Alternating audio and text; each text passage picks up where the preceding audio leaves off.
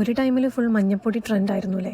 പക്ഷേ ഇത്തവണ ഡിസംബർ 31 ഇൻസ്റ്റയും യൂട്യൂബൊക്കെ കത്തി നിൽക്കുന്നത് മുന്തിരിയുടെ കഥ പറഞ്ഞുകൊണ്ടാണ് കേട്ടോ. അപ്പോൾ കറക്റ്റ് ഞാൻ ഡിസംബർ 31 സംഭവം കാണുന്നത്. അപ്പോൾ ഒന്നും നോക്കിയില്ല, സമയം 6:55 ഓടിപ്പോയി നോക്കിയപ്പോൾ ടെസ്കോ 7 മണിക്ക് അടയ്ക്കും. അപ്പോൾ പോയി നോക്കിയപ്പോൾ എന്താ സെക്യൂരിറ്റി ചേട്ടൻ അവിടെ തന്നെ നിൽക്കുന്നുണ്ട്. പക്ഷെ എന്തോ ഭാഗ്യം കൊണ്ട് ഈ ഒരു സംഭവം എനിക്ക് ചെയ്യാനുള്ള യോഗമുള്ളത് കൊണ്ടാവാം എന്നെ കണ്ടപ്പോൾ എൻ്റെ നിഷ്കളങ്കമായ മുഖം കണ്ടപ്പോൾ എന്നെ അകത്തോട് കയറ്റിട്ടു. പിന്നെ പോയിട്ട് മുന്തിരിയുടെ സെക്ഷൻ എവിടെയെന്ന് എനിക്ക് ഓർമ്മ കിട്ടില്ല. പോയി നോക്കിയപ്പോൾ എന്താ ഒരൊറ്റ ഡപ്പയുണ്ട്, മിക്സ്ഡ് ആണ് കേട്ടോ, ബ്രൗണും ഗ്രീനും കൂടി. പിന്നെ നല്ല തിരക്കുമായിരുന്നു, കാരണം 7 മണിക്ക് ക്ലോസ് ചെയ്യുന്നതുകൊണ്ട് തന്നെ മാക്സിമം ആൾക്കാർ അതിന് മുന്നേ വന്നിട്ട് എല്ലാവരും ബില്ലിങ്ങിൻ്റെ സെക്ഷനിലായിരുന്നു. പിന്നെ എനിക്ക് സന്തോഷമായി, കണ്ടില്ലേ വെനസ്ഡേ 7 PM ക്ലോസ്ഡ് ആയി. ഇനി ആരെയും അവരകത്ത് കയറ്റിയിട്ടില്ല. ഈ 1 ഡിഗ്രി തണുപ്പിൽ ഞാൻ ഈ സംഭവം ചെയ്യാൻ വേണ്ടി മുന്തിരി വാങ്ങിക്കാൻ പോയി. ഇനി എന്താ ടാസ്ക് വെച്ച് കഴിഞ്ഞാൽ 12 മണിയാണല്ലോ, അപ്പോൾ സമയം പോകാൻ വേണ്ടി കാത്തിരിക്കുകയാണ്. ഇവിടെ ഒറ്റയ്ക്കായതുകൊണ്ട് വലിയ പണികളൊന്നുമില്ല. അപ്പോൾ എന്തിനാണ് ഇത് കഴിക്കുന്നതെന്ന് വെച്ച് കഴിഞ്ഞാൽ നമ്മൾ 12 ഗ്രേപ്സ് വെച്ചിട്ട് കറക്റ്റ് 12 മണിയാവുമല്ലോ, അപ്പോൾ നമ്മൾ കഴിക്കണം.